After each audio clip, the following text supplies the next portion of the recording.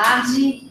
Hoje, pela primeira vez no período da tarde, estamos aqui para mais um bate-papo do PET Saúde. Eu sou Silvia, trabalho no Departamento de Gestão da Educação, na coordenação de ações estratégicas. E embora nós tivéssemos anunciado há 15 dias que seria o último bate-papo, em função da prorrogação do edital, nós vamos fazer mais 2 conversas, abrimos um espaço para fazer mais 2 bate-papos sobre o edital. Estou aqui com o César. Boa tarde, gente. Eu sou o César, mais uma vez aí para a gente fazer esse bate-papo sobre o PET, né? Já vou pedir desculpas, porque eu estou com uma crise alérgica muito forte aqui, aí a voz não está das melhores, e eu também estou com as tosses aqui no intervalo, então já vou me desculpando aí se a gente tiver esses imprevistos durante o bate-papo. A ideia desse bate-papo, então, como a Silvia falou, né, a gente prorrogou por mais algum tempo o edital, e a ideia seria a gente poder começar a ajudar. A gente viu que tem uma série de instituições que acabou colocando, né, os projetos lá no FormSUS, e a proposta seria mesmo a gente poder tentar ajudar na qualificação de algumas coisas que, de repente, não foi possível colocar ou prever no projeto. Então, assim, como tem um número muito grande de projetos já inscritos, a gente poder ajudar vocês a qualificar um pouco mais, tirando as dúvidas, conversando sobre pontos que talvez não tenham ficado muito claros, né? Só lembrando, eu acho que é importante a gente já lembrar que aquelas propostas que foram inscritas, que já foram postadas lá no FormSUS, elas podem ainda ser reformuladas, né? Alguma coisa que precisa ser ajustada lá, é só aquele códigozinho que você recebe quando finaliza lá a proposta, você consegue por ele acessar novamente sua proposta e fazer os ajustes que você achar necessário. Então, assim, ninguém vai ficar no prejuízo, nem quem postou e nem quem ainda não postou, né? O prazo foi prorrogado para poder fazer com que todo mundo possa fazer esses ajustes aí no projeto. Ainda em relação à inserção no FormSUS, César, é importante, então, para acessar a proposta de novo, né? Lá no FormSUS, você entrando com o número do link que nós fornecemos no início, né? Vocês acessam e aí lá em cima tem um menu à direita. No Altera a Ficha, você coloca o número do protocolo que foi fornecido quando gravou a proposta e você consegue ver a sua proposta lá da forma como ela foi inserida. Inclusive, às vezes, algumas coisas de formatação que não deu tempo de ajustar, que ficou fora de ordenação, vocês podem fazer essa alteração. Em relação ao anexo, vou reforçar mais uma vez que só é possível anexar um documento. Então, vamos supor, é um termo de compromisso que, por ter várias instituições envolvidas, tem mais de uma página. É necessário juntar essas 2 folhas num único documento e aí fazer a inserção dele no FormSUS. Não dá para inserir uma página, daí e inserir a outra, porque se fizer isso, vai ficar sempre a última que foi inserida, né? E ele não memoriza todas elas. Então, é preciso juntar tudo num único documento antes de fazer a inserção. Tá? Tem outra coisa que acho que é uma novidade hoje, que é a ausência da Estela, né? Que tem sempre participado aqui com a gente. Então, assim, hoje a gente vai fazer um bate-papo a 2 agora, né? Com a participação de nós 2. E a ausência da Estela se deve por conta dos projetos do Versus, que também já estão em processo de análise. Ela vai estar ausente hoje do nosso bate-papo. Ela está participando do processo de seleção dos projetos, então ela não está aqui conosco. Isso. Eu acho, então, assim, Silvia, algumas coisas que eu acho que a gente podia começar, até que a gente comece a receber as primeiras perguntas aí, algumas coisas assim, pensando no processo de qualificação, né? A gente tem sempre tentado bater na tecla ali do objetivo desses projetos, e eu acho que seria importante a gente retomar um pouco esse processo, né? Então, assim, a gente, nas nossas conversas e algumas ligações que a gente recebe, e-mail, através da comunidade de práticas, o pessoal tem questionado, né, aquela questão assim, estou escrevendo um projeto para DST-AIDS, né? Então, o grupo da medicina vai falar sobre DST/AIDS, o grupo da enfermagem vai falar sobre tuberculose, vamos dizer assim, né? Então, assim, retomando esse objetivo, porque, assim, ele é muito importante que a gente tenha uma descrição, né, que os projetos, eles têm um alinhamento com o edital, né? E o edital agora, né, ele tem 3 objetivos, né, claros. O primeiro é a mudança a mudança curricular baseada nas DCMs, né? O segundo é o serviço, né? E o terceiro é o alinhamento desses projetos com outros projetos do Ministério da Saúde ou Ministério da Educação, ou até projetos que tenham a ver com a integração ao ensino-serviço, educação na saúde do território, né? Então, assim, é preciso definir uma temática, necessariamente, né? Não, o projeto não precisa prever essa temática. O que a gente tem chamado a atenção de forma recorrente aqui, a temática ela vai ser dada pelo território. Então, se o aluno está indo para uma unidade de saúde mental, né, um CAPS, por exemplo, ele vai ter a temática dada pelos usuários, pelo tipo de atendimento, pelo conjunto de profissionais que faz parte daquele serviço. Então, essa construção ela vai ser dada no espaço onde ele vai estar atuando. Se é uma unidade de urgência e emergência, aí já a temática ela vai ser dada pelo tipo de atendimento, de usuário que faz parte daquele espaço ali, daquele ponto de atenção. Então, assim, para a gente, vocês não precisam fazer essa descrição, porque isso vai ser dado ali no cotidiano do trabalho, né? O que vocês precisam demonstrar para a gente é como vocês vão trabalhar a mudança curricular, né? Como vocês vão trabalhar a qualificação da integração do ensino-serviço, né? Eu posso escolher um ou outro? Eu posso trabalhar mais um do que o outro? Pode, depende um pouco do diagnóstico que vocês fizerem, né? Mas é isso que interessa para a gente. O que vocês precisam descrever no projeto para a gente é como vocês vão fazer esses processos de mudança curricular ou da qualificação,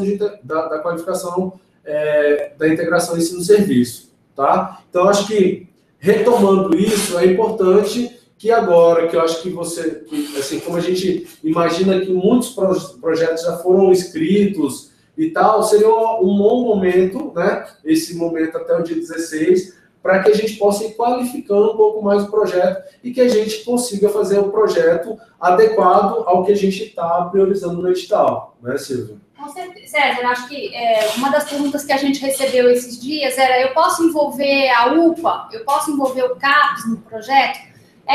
De novo, é isso, né, que você estava falando. Pode, claro. Inclusive, no caso das diretrizes da medicina, que foram modificadas recentemente, elas falam especificamente na urgência e emergência e na saúde mental. Então, são pontos de atenção da rede que precisam estar contemplados na prática do estudante de qualquer forma, né, curso da área da saúde? Sim, precisam. Então, isso não quer dizer que eu vou fazer um projeto restrito de saúde mental, né? E não quer dizer que eu só vou falar na urgência e emergência de infarto agudo do miocárdio ou de um AVC, enfim.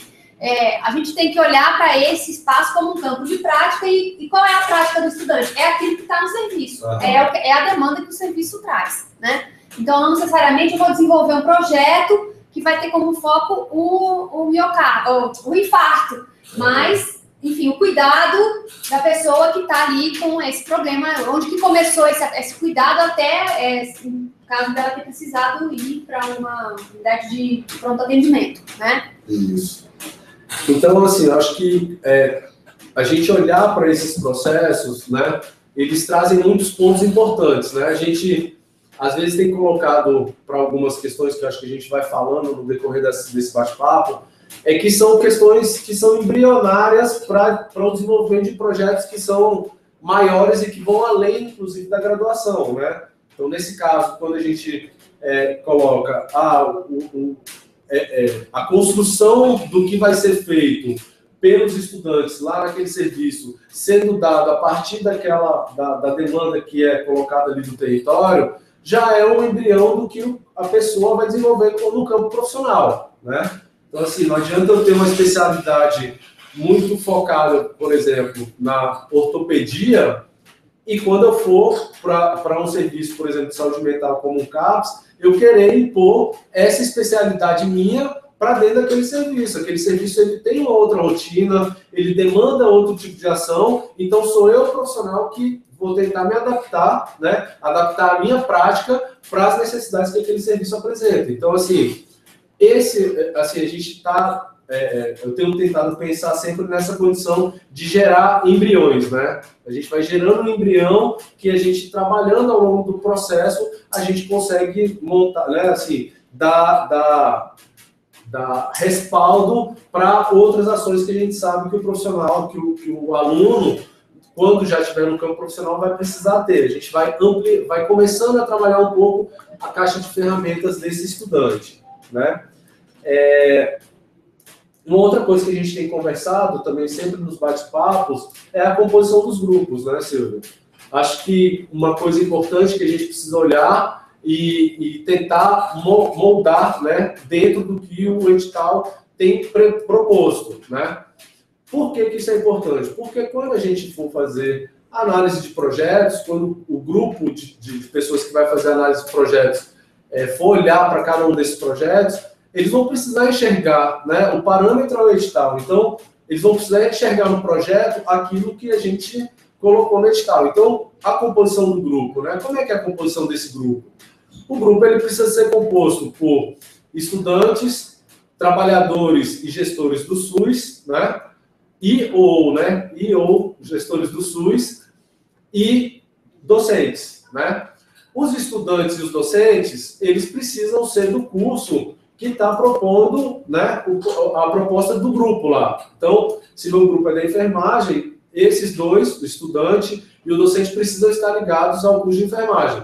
No caso do docente, ele precisa ser enfermeiro? Não, ele não precisa ser enfermeiro. Mas ele precisa ter uma inserção para dentro do curso que possibilite ele trabalhar em cima das mudanças que aquele grupo está tentando propor, né?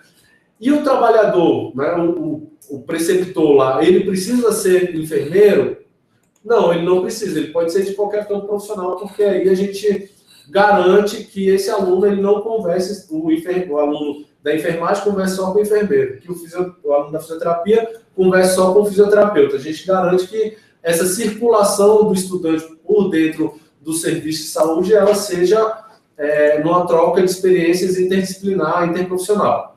Então, acho que seria assim, isso seria bem importante quando a gente fosse pensar nos grupos, que a gente tenha grupos com essa orientação, né? Mas, por outro lado, né, César, é importante olhar para essa, na hora de fazer essa escolha, e na hora de fazer a definição de quem vai participar do projeto, no caso dos profissionais de saúde, olhar para essas pessoas que vão poder ter, nesse trabalho que desenvolvem nos serviços, possibilidade de atuar nesse processo de integração ensino-serviço. Então, não é só porque a minha temática, eu privilegiei, vamos supor que, embora a gente tenha falado para não escolher nenhum tema, o projeto ainda tem escolhido, então eu vou pegar um profissional que é especialista na questão da saúde. Eu quero colocar todo mundo no CAPS, então eu vou pegar as pessoas só da saúde mental. Então, a escolha, né, a definição de quem vai participar, ou até a seleção que venha, porventura, ser feita, ela tem que estar pensando nisso. Então, eu sou um profissional de nível superior, mas eu não estou nessa frente, né, da integração ensino-serviço. Então, há que se avaliar se, embora ele seja um profissional que atenda aos requisitos do edital, se é interessante ter esse preceptor no grupo para dar conta de realizar as atividades que vocês estão propondo, de cumprir com as metas que vocês estão colocando para o primeiro e para o segundo ano. Né? Tem uma coisa importante, Silvio, que o pessoal tem questionado, às vezes, em alguns momentos, a gente pode inscrever o profissional e depois mudar, né? A gente pode inscrever no caso, o preceptor e mudar, eu posso inscrever um docente e depois mudar. Assim, a gente não tem como você dizer que não, porque coisas podem acontecer, né? Aí eu explico coisas, né, que eu estou dizendo. O professor lá que ele estava esperando ser chamado para, sei lá, um pós-doutorado, que é fora do país e tal, ele participou da construção do projeto, mas na hora de começar o projeto, saiu o convite lá que ele estava esperando para ir embora. E ele precisa ir embora. Então, assim, é uma situação que não tem como. A pessoa vai precisar se ausentar e uma outra precisa assumir aquele lugar dela, né? No caso do trabalhador, é possível acontecer coisa semelhante? Né? O cara é um trabalhador do serviço e participou da construção do projeto e no meio do caminho ele foi convidado para assumir um cargo de gestão, né? Uma coordenação, alguma coisa do tipo.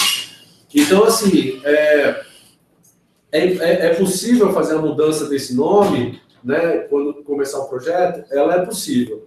O que a gente tem recomendado para as pessoas é que as pessoas evitem fazer mudança só pela mudança, né? Ou evitem escrever trabalhadores, docentes no projeto só para cumprir o projeto e depois propor essa mudança. Por que a gente está fazendo essa recomendação? Porque o ideal é que essas pessoas elas participem da construção do projeto, né? Esses projetos, o que a gente está propondo, e o que a gente já vinha propondo nos outros editais também, é preciso já ter uma certa pactuação. As pessoas precisam entender qual o papel delas naquele projeto, né? Para poder aderir mesmo à proposta e, sim, entender qual é o seu papel naquele projeto ali. Então, assim, é super importante que vocês tentem manter essa lógica, né? Então, assim, faça a inscrição, chame as pessoas para discutir, para conversar. Isso vai trazer uma riqueza enorme para um projeto, para a inscrição do projeto, e a gente tem certeza que também para os frutos que vocês vão colher depois, no decorrer do projeto e ao final do projeto. Então, assim, é mais difícil fazer a participação mais ampliada com todo mundo, achar a agenda no horário correto e tal. Enfim, tudo isso é muito difícil, a gente sabe, mas vocês com certeza vão ter bons frutos se vocês conseguirem ampliar o quanto, fazer a ampliação mesmo dessa conversa, tá? Então, acho que essa é uma questão bem importante para vocês já também tentarem pensar e, de repente, se não for possível ampliar esse debate, a gente acha que vocês podem aproveitar isso até o dia 16 para poder qualificar ainda a proposta de vocês. E uma outra coisa que eu acho que é importante a gente falar dos grupos é a questão da quantidade, né? Às vezes tem aparecido aqui para a gente também, eu tenho, sei lá, de 2 a 6, eu vou escolher 6, né? Porque vai ter um corte, ou vai que tem um corte aí, eu já garanto pelo menos a metade, sei lá, né? Ou então eu vou escolher 6 porque é um jeito de eu ter mais grupos, mais pessoas e tal.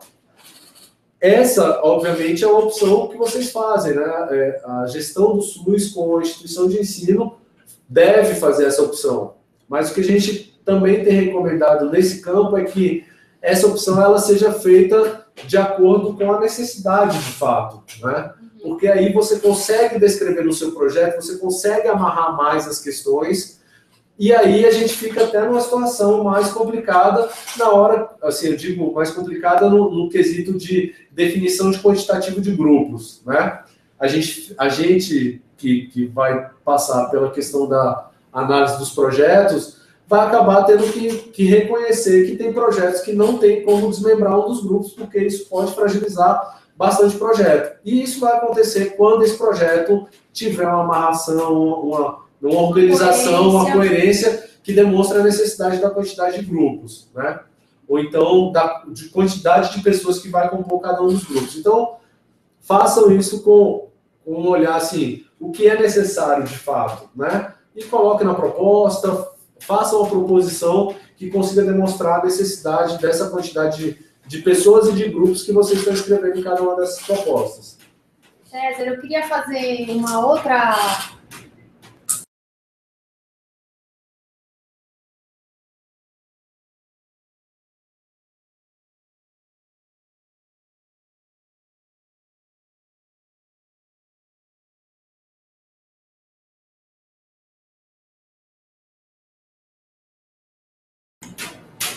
Então, César, eu estava comentando, né? A gente também tem no edital 2 critérios de admissibilidade que são bem importantes de serem observados, né?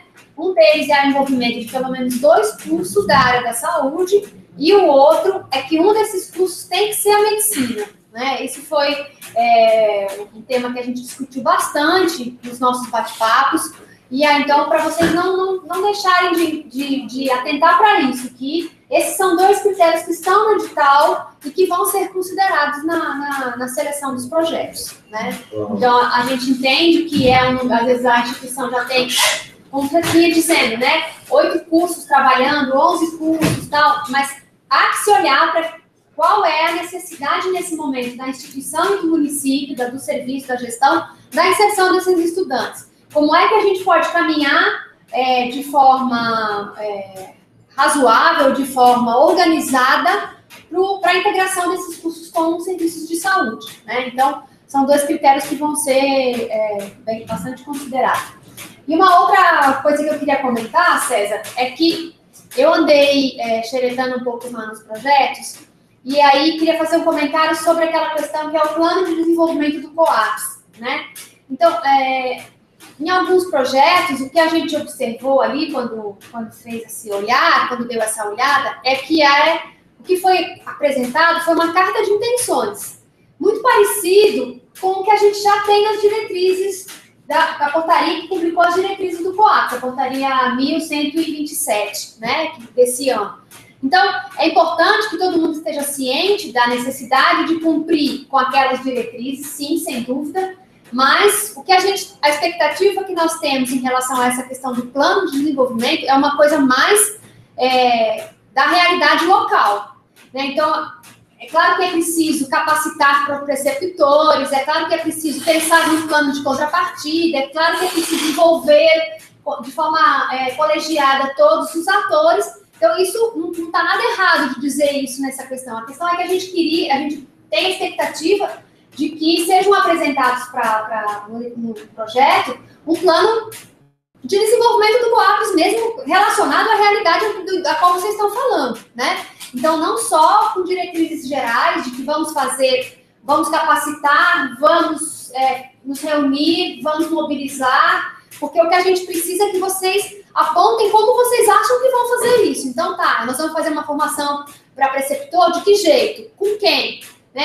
Eu não consegui pensar nisso ainda, isso ainda é muito prematuro, mas apontar caminhos mais concretos do que só essa carta de intenções que nós observamos aqui em alguns projetos, né? Então, mais do que só falar de que vamos fazer um COAPS, o COAPS já temos um contrato com o município, ok, então, e aí dizer qual é o contrato, quais os termos do contrato, o que nós esperamos é que isso avance. Então, já existe um contrato, ele vai ser aproveitado para a organização do COAPS, sem dúvida nenhuma, ele deve ser aproveitado, né?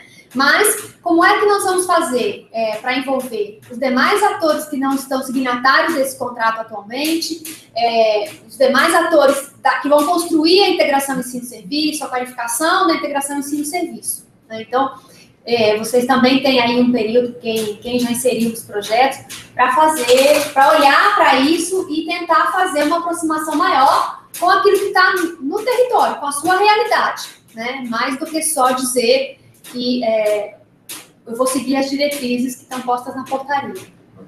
Esse é mais um embrião, né, que a gente diz assim, esse movimento, é claro que a gente não está, algumas instituições colocam assim, né, em alguns... A gente vai falando assim, a gente vai encontrando as pessoas nos espaços e elas vão colocando algumas coisas e a gente acaba trazendo para cá, porque isso pode também estar ocorrendo com outras instituições, mas a gente, há poucos dias, encontrou uma pessoa que falou assim, eu não vou escrever minha proposta, o projeto está pronto, mas eu não tenho COAPS, eu não vou ter tempo de fazer o COAPS, então eu não vou conseguir escrever meu projeto. Aí a gente disse, não, você não precisa ter um COAPS. Então, assim, essa discussão que a gente está dizendo que precisa ser colocada no papel, de coisas que são realmente palpáveis, né? Que não seja só essa coisa assim, a gente vai fazer isso, mas eu nem pensei como, né? Está escrito na diretriz, eu trago para cá e depois eu vejo como é que eu faço.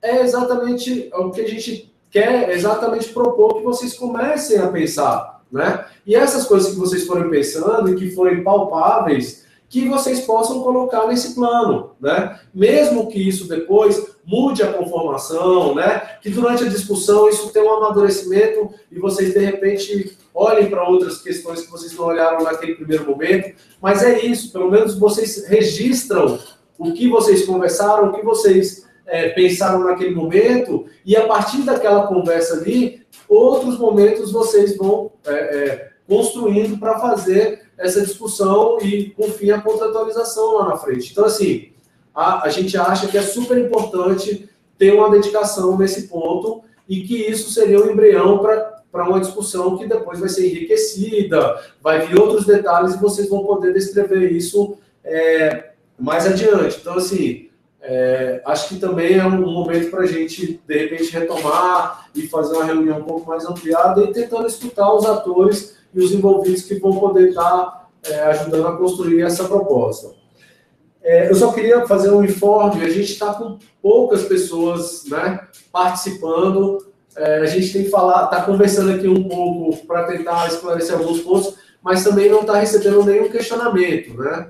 Então, assim, como a gente está com poucas pessoas e a ideia não é ficar muito também a gente imaginando coisas para falar, a gente, de repente, está dialogando mais com as necessidades e dificuldades que vocês estão apresentando, a gente vai propor aqui, então, fazer um período mais curto desse bate-papo, tá? Então, a gente deve finalizar um pouco mais cedo e, enfim, a gente também continua mantendo os outros canais de comunicação, que é a comunidade de práticas, né?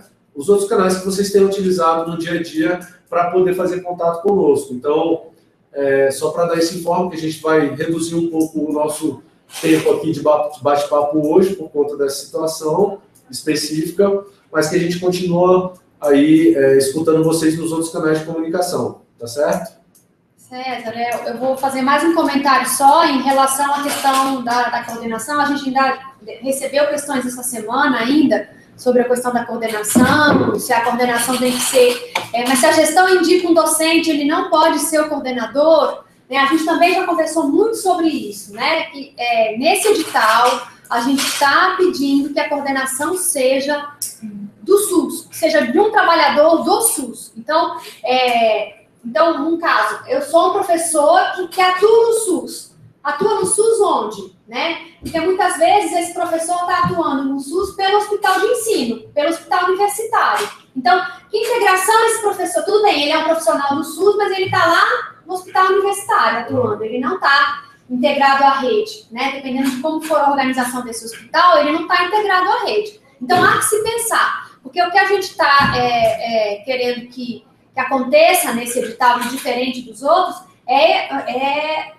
a definição e o protagonismo, né, dos serviços de saúde nesse processo de qualificação da integração ensino-serviço, né?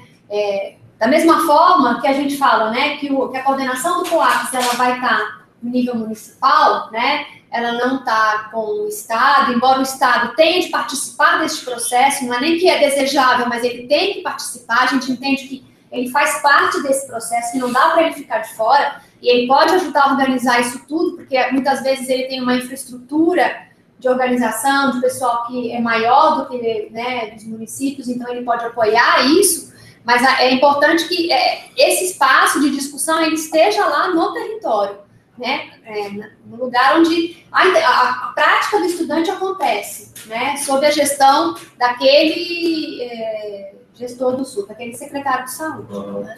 Aí, mais uma vez, a história do embrião, né, Silvia? Eu acho assim, essa estrutura, a gente sabe que às vezes tem uma dificuldade, né, as gestões aí municipais, às vezes tem uma dificuldade de pessoal mesmo, né, para a estruturação de alguns setores. A gente tem colocado a necessidade da coordenação por vários motivos, mas tem um que eu queria chamar a atenção, que eu acho que ele é muito caro, tanto para a gestão municipal, quanto para a IES, e quanto para o Estado, e quanto para o Ministério da Saúde também, que é a possibilidade de organização desse setor que ele vai lidar com diversas demandas ligadas à educação na saúde. Que ele vai lidar, não, que ele pode lidar, né? Então, assim, às vezes é difícil a gente convencer, né? Num lugar que você disputa espaço com, sei lá, o diretor, coordenador da atenção básica, né? Que a gente acaba disputando espaço com serviços da assistência. Com a atenção à saúde que acaba tomando. A gente falar de educação na saúde, fica, né, às vezes fica uma dificuldade da gente fazer o convencimento da necessidade de ter esse espaço na gestão, né? Mas, assim, a gente tem tentado pensar nessa oferta do PET, por exemplo, que é um bom início para a gente começar a fazer esse diálogo, de tendo um coordenador, e esse coordenador sendo da gestão, ele também recebeu uma bolsa, de repente já é um processo que fortalece um pouco essa conversa, de dizer, olha, então, a gente vai fazer vai conduzir, né, a coordenação desse projeto e o Ministério ainda está pagando uma bolsa. Então, assim, vamos definir quem é a pessoa de referência que vai cuidar disso, né? Que essa pessoa ela possa também expandir um pouco essa conversa da educação na saúde para outros serviços que, de repente, não estão participando do projeto ainda. Então, assim, tem essa importância de estruturação do setor, mas também é mais do que isso, é porque esse espaço pode lidar também com a questão das residências, né, com a questão do COAPS, com a questão da educação permanente, né, que ela atravessa boa parte dessas demandas aí da educação na saúde. Então, assim, de repente, é um embrião que está sendo colocado ali na gestão municipal e que consiga ir convencendo o gestor e os demais trabalhadores da importância que tem isso dentro do serviço, né? Dentro do cuidado lá ao usuário, né? Da qualificação desse cuidado ao usuário. Então, muitas vezes, a gente não tem... É difícil disputar com esse serviço da assistência, porque você tem uma construção de uma unidade, você tem a contratação de profissionais que atuam lá naquela unidade, e você falar de educação na saúde, às vezes fica, né? Tem uma disputa aí que parece que não é muito... É um pouco desigual, mas, na verdade, a formação, a educação no campo da saúde, ela é extremamente importante para a qualificação do trabalho dos profissionais e para a qualificação do cuidado ao usuário. Então, isso aí não tem preço. Então, assim, acho que é um momento para se colocar isso em debate e mostrar a necessidade de estruturação desse setor, porque é um setor que vai sempre dialogar com a universidade, né? Então, assim, a proposta de pesquisa, de repente, é esse setor que consegue mobilizar os atores para o desenvolvimento de certas pesquisas, né? A aproximação dos estudantes com o campo de prática. Então, assim, seria também para a gente uma possibilidade de criar um embrião que pode se desenvolver e pode potencializar muito mais essas ações de educação no campo da saúde. Acho que é isso, né, César? Por hoje, a gente não teve o mesmo número de participantes e nem de perguntas. Eu só vou fazer aqui mais um lembrete. O edital do InovaSUS também está prorrogado para receber projetos até o dia 14, não é isso, Maria? Até o dia 14 de dezembro. E ele tem um eixo da integração ensino-serviço que foi pensado exatamente para apoiar as escolas novas que estão abrindo aí, né, as escolas médicas novas que estão abrindo após a Lei dos Mais Médicos. E ele tem um eixo que é a educação permanente, que é a educação na saúde, e que cabem, então, propostas aí no âmbito da formação, no âmbito da educação na saúde, e eles, nesse caso do eixo 1, não há exigência da participação do curso de medicina. Então, é possível, esses projetos que não conseguiram participar do PEC Saúde deste edital, eles podem pensar, seria interessante, é uma sugestão, pensar num projeto para o edital do InovaSUS, né? Reforçar mais uma vez, como o César já falou, que os nossos canais de comunicação via o e-mail do PEC Saúde, pecsaude@saude.gov.br, e pela comunidade de prática na comunidade do PEC Saúde estão abertos. A gente fica aguardando os projetos até o dia 16, quando então a gente vai iniciar esse processo. Com a prorrogação, nós vamos, então, postergar o calendário todo, né? Então, que estava previsto de divulgação dos resultados, ele está todo postergado, e como é uma época de final de ano, de festas, nós vamos ter um aumento, né, uma extensão do prazo aí maior para poder fazer a análise dos projetos. Então, nós vamos ter os resultados apenas em fevereiro, no final da última semana de janeiro, né? Então, continuamos disponíveis para conversar com vocês pelos nossos canais e obrigada. Só complementando, então, que os vídeos, né, de todos os bate-papos, eles ficam disponíveis lá na comunidade de práticas, né? E se vocês tiverem dificuldade ou quiserem acessar por outro canal, no YouTube também, se você colocar lá PET GraduaSUS, você vai conseguir cair lá no espaço onde tem todos esses vídeos postados. Então, acessem lá, revejam os vídeos, né? E lembrando também, né, você vê que a gente vai ter mais um bate-papo antes do fim lá da inscrição dos projetos. Ele vai acontecer, lembrando agora, que vai ser quinta-feira, na próxima, quinta-feira, dia 10, às 16 horas, tá? Nesse mesmo horário de hoje. A ideia de mudar era para poder possibilitar que pessoas que, de repente, pudessem ter dificuldade de acessar os bate-papos no período da manhã, pudessem ter uma maior participação à tarde. Então, se vocês que estão participando hoje tiverem conhecimento de pessoas que também gostariam de saber um pouco mais de informações, divulguem. Vai ser o nosso último bate-papo, próxima quinta-feira, dia 10, às 16 horas. Tá certo? A gente aguarda vocês, então, no nosso próximo bate-papo. Obrigada, pessoal. Uma boa tarde. Tchau, gente. Boa tarde.